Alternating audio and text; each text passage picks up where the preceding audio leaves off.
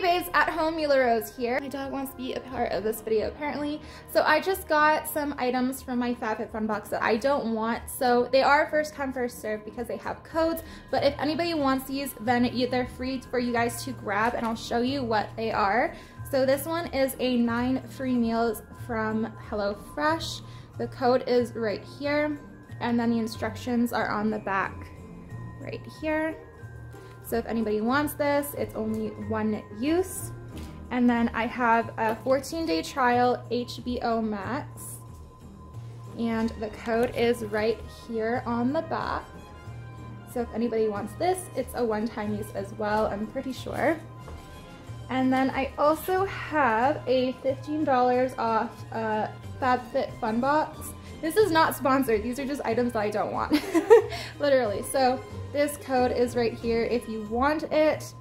And the last item is a $45 credit on your first box of personal wine match from Bright Cellars. So I'm gonna scratch this for you guys so you can see what you get. So I did go ahead and scratch it with my fingernail, and it is $45 off. And there is a code at the back, what you would use to get this discount code. So yeah, if anybody wants any of these, feel free to grab them. And again, there's 1 use for each of them, so first come, first serve. Happy holidays, and let's get right into this video.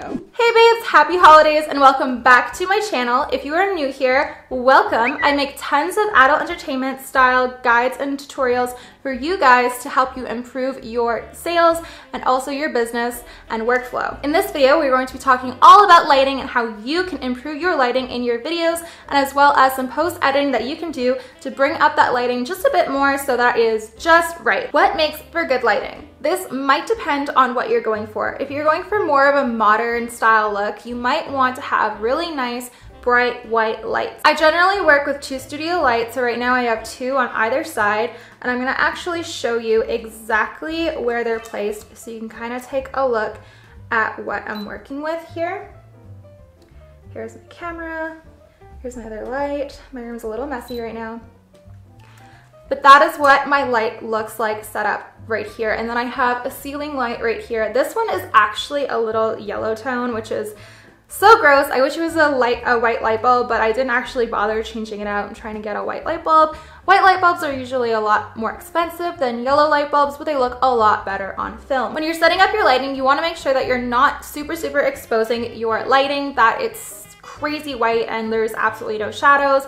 So you kind of want to try and aim for a little bit of an off-white so that there's a bit of a shadow. So that's going to be perfect for more of a modern and refreshing look for your videos. If you're going for something that's a little bit more stylized, you might want to play with that a little bit. For example, if you're doing some BDSM dungeon play, you might want to have a lot more shadow and a lot more darker blacks, more contrast. So if you're gonna do something more like that, you can definitely play with the lighting to your liking to make sure that it works for what you're going for. Another thing that you can do when you're playing around with your lighting for more of a stylized look is you can add temperature or change your temperature. So you can add those yellow or those blue filters, and that will make your videos look warmer or cooler. When you're playing around with your lighting filters and adjusting the temperature, you're also going to be affecting the mood based on the warm and the cool filters that you're using. In this video, I'm definitely going to be showing you how to achieve more of a modernized style lighting look rather than a stylized filtered look,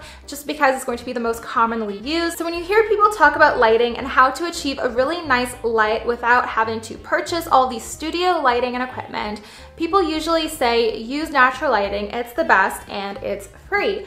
And that is very true, but it's not always the best option for adult entertainers for pretty obvious reasons, and that is you need an open window.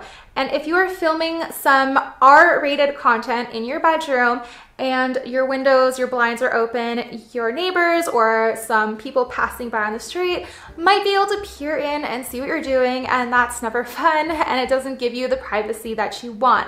That is why I recommend studio lights. But who knows, maybe one of you watching this right now has a very private window that you don't have to worry about that, so you don't really need those lighting, those studio equipment lights, and you can save a couple $100s on really good lighting. But let me get right into showing you what the natural light looks like.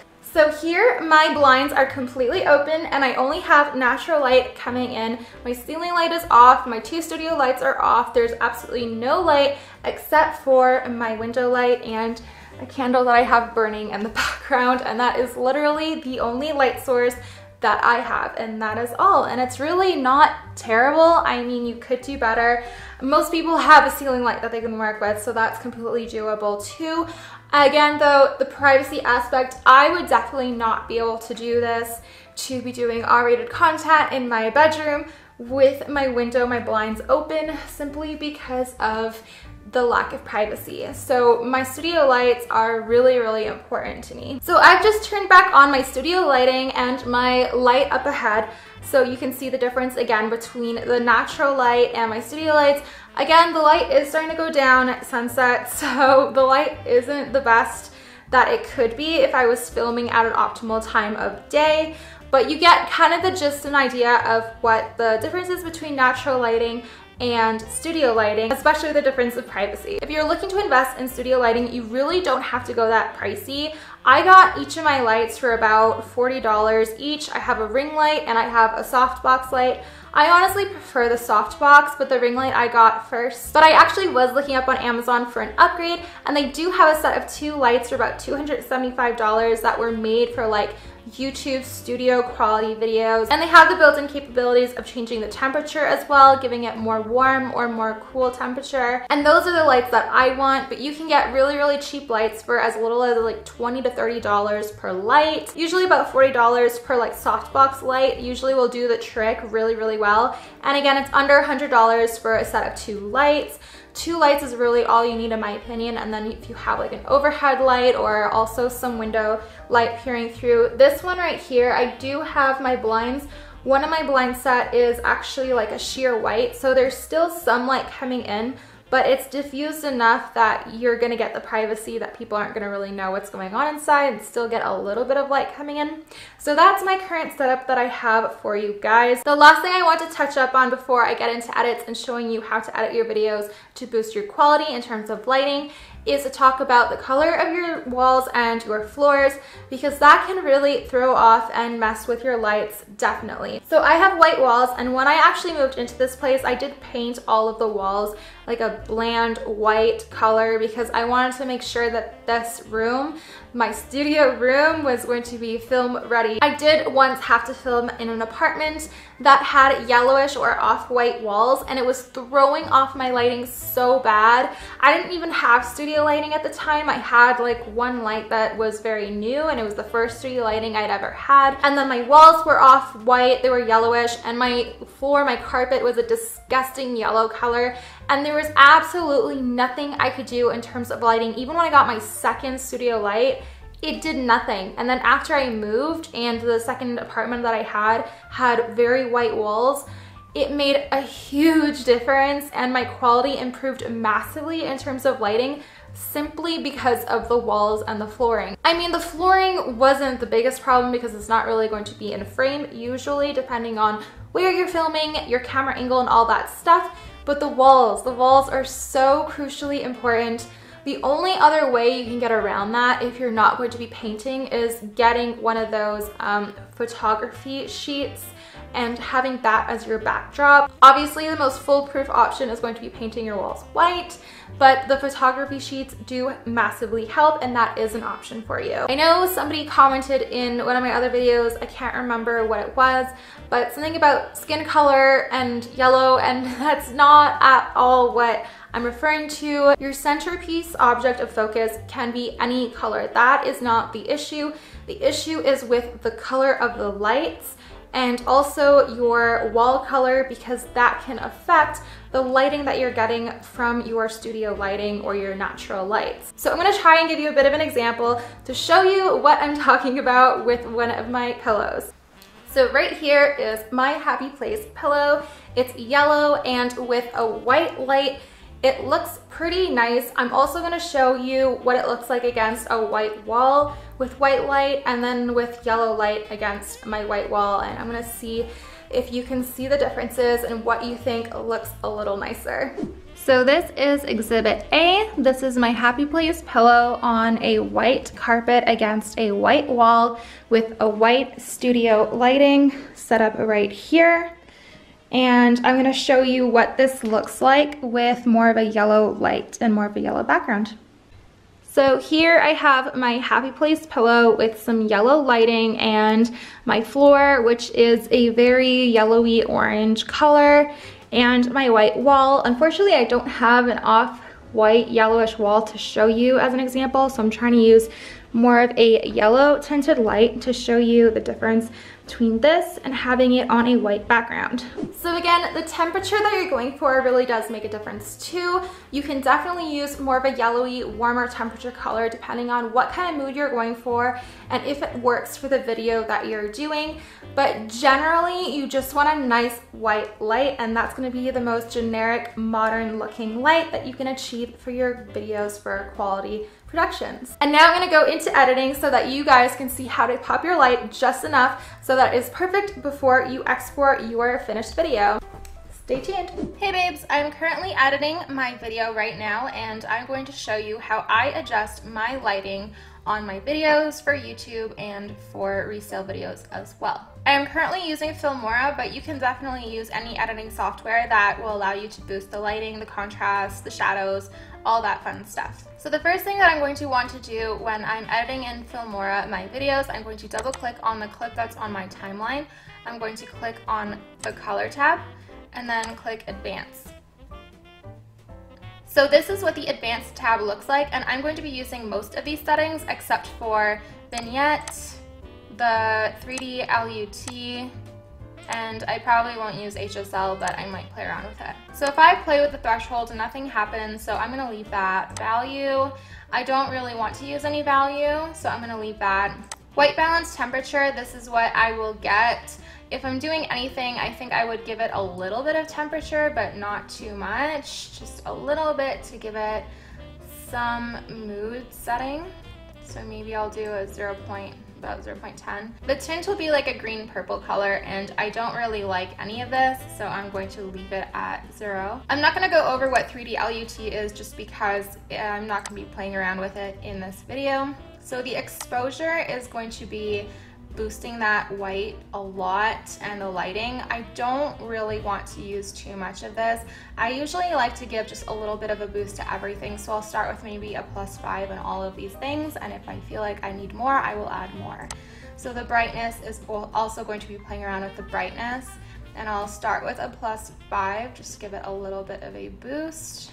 Sometimes it's really hard to get the numbers that I want here. Contrast is going to really give the difference between the shadows and the lights. I guess it can also depend on what kind of a mood you're going for. Maybe for the Christmassy look, I want to give less of a contrast to make everything appear a little softer, so maybe I'll do like a -10. Also, as a rule of thumb, usually when you increase the brightness, you want to decrease the contrast the exact same number. That's just a little rule of thumb that I learned in a Photoshop class in college. So vibrance is going to boost those really saturated colors, and I kind of like that, so I think I'm going to boost everything just a little bit, maybe a +5, something like that anyway. Saturation is going to do the same, but it's going to boost everything kind of as a medium. I don't really want to play around with this, so I'm going to have it as 0.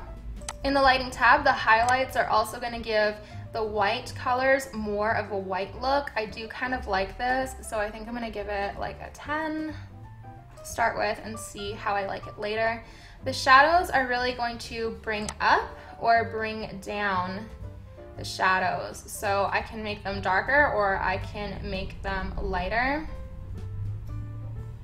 Making them darker will give me more of a contrasted look as well. Making them lighter makes everything look a little softer. Again, I'm not really going for a contrasted look, so I think I'm gonna boost the shadows by about 10 here.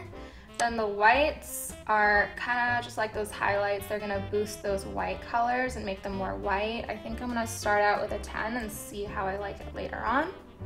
Blacks are very much like the shadows, but they're going to go for the deepest black colors. And that's going to really play around with the contrast as well, or how soft it looks. Now I really like bringing my blacks up a lot. I think I'll give it a 30. The HSL is going to boost certain colors. I'm not really sure if I want to use any of these, but I will at least show you a little bit of what you can do. So all of these red colors that you see, the rose here, my pillow, this little scarf on this bird, the red, you can boost the saturation or decrease the saturation, and it's going to really pop those colors. I kind of like this for the Christmassy theme. Usually I don't want to get too crazy, so maybe if I pop it by, say, 5. And then the luminance is going to be if it's more white or highlighted or not highlighted at all. I kind of like it a little highlighted, so I'm going to keep it at a 10 for now. And then the hue is just going to change that color around completely. So I can completely change what color I'm going for, and even my fingernails are changing the color right now. So this is a really good way of also changing your eye color if you have, say, a very particular eye color like blue or green. It's easier to change this way. Or if you have a color contact and you don't have the color contact you want, you just have to keep in mind everything in your frame. If you have any of the same color, that's going to be changed as well. So I'm gonna leave this at a 0 so it keeps the same color. And then I'm gonna go over to the greens because I do have some green here. It's on my eyes. I'm wearing green. There's some green leaves and there's some green over here. And it is very Christmassy themed, so I'm gonna see if I want to boost any of the saturation. I do kind of like that. Maybe I'll boost it by about 20 and see what I think. So luminance again is going to boost how lit or highlighted it is or how shadowed it is. I kind of like it less illuminated, so maybe I will do a -20 here. And then again, the hue will change what color it is, so I can give myself a blue sweater. It seems to be as far as I'm able to change the color. It's usually not the case, but that's pretty cool. I can give myself a blue sweater, and it's not really changing too much aside from this part right here, but I think I'm going to leave it as neutral. Honestly, wouldn't even mind giving it a little bit more of a greeny color if I went this direction instead, because it is not that green. So maybe I'll do a -20 to give it more of a greeny color. This is not the final edited version that I am exporting for this video. This is simply like kind of a test trial run to show you what you can do in terms of lighting and the color. I know this is a lighting tutorial, but I really do like playing around with the HSL and the coloration, and I'm sure you'll have fun playing around with it too to see what you can achieve. If you're looking for a better software that you can play around with colors and all of that stuff, I would highly recommend DaVinci Resolve. You can get that for free. It is a free software, at least the basic version, and it is highly intense. You can do crazy stuff with it, but it is really hard software to learn because it's quite complex. Honestly, I think I might bring down the saturations a little bit because everything's a little bit too crazy. So I'll just neutral that out, and I'll bring the saturation of this down to maybe a 15. This one, I'll leave it.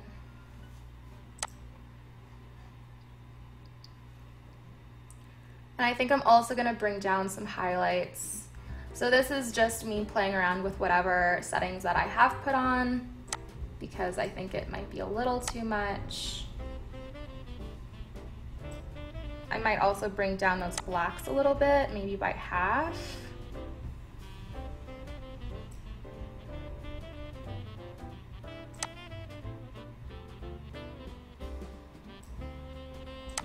And that is looking a little bit more natural. So I'm gonna go ahead and hit OK. And this is now what this looks like.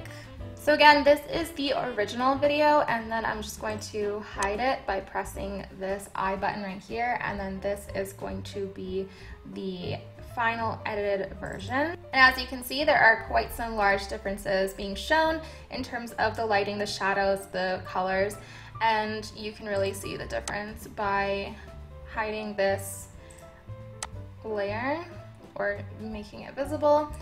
to see the original version. By all means, the original video is completely fine and you would absolutely not have to do any retouches. If anything, one might argue that this is a little too drastic and this looks a lot more natural and more appeasing to the eye.